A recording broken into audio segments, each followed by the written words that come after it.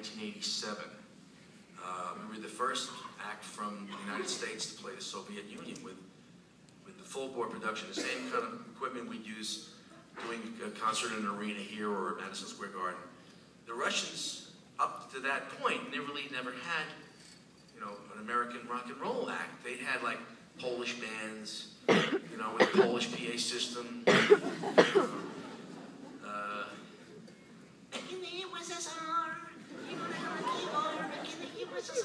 And like, you know, the garage bands, but they didn't even have garages in Russia.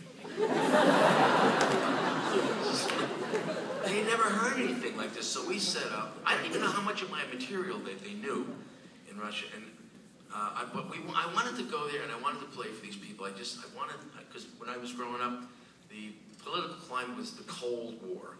We all thought we were going to get, you know, blasted to smithereens by nuclear bombs being dropped by the Soviets.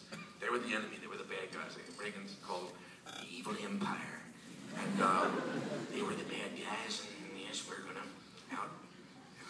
outspend them, and we did. We're paying for it now. But so we went to the Soviet Union, and I didn't know what was going to happen. And the first night we played there, they had given all the tickets to the big shots. And that's what I was afraid of. All the bureaucrats, the government people, were all sitting there in the front row like this. It was like an oil painting. An evil oil painting. They're all sitting there and like, well, here's another big shot. I'm a big shot too. Hey, big shot. Here's a big shot too. Let's see this American big shot. And then we start playing. Now, they never heard a sound like this. I mean, it was like gigantic Clare Brothers sound system and lights flaring, and it was just so loud. They're sitting like this. Oh my God, this is painful. And they started to leave. I don't like this. I'm looking down. I go, oh, they don't like this.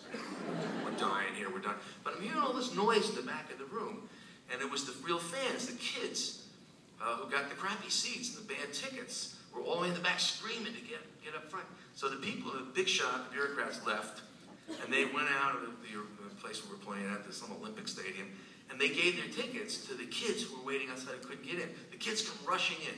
It's about 1/3 of the way through the show. And all of a sudden, I'm looking down, and all those old, nasty government people were all replaced by a bunch of rock and roll maniacs. Ah!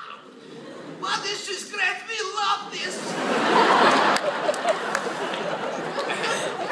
It was amazing. I mean, I body surfed. I jumped into the oars. They handed me over like a beach ball. They carried me around. And they didn't have deodorant back then either, so it was a little funky, but it was fun.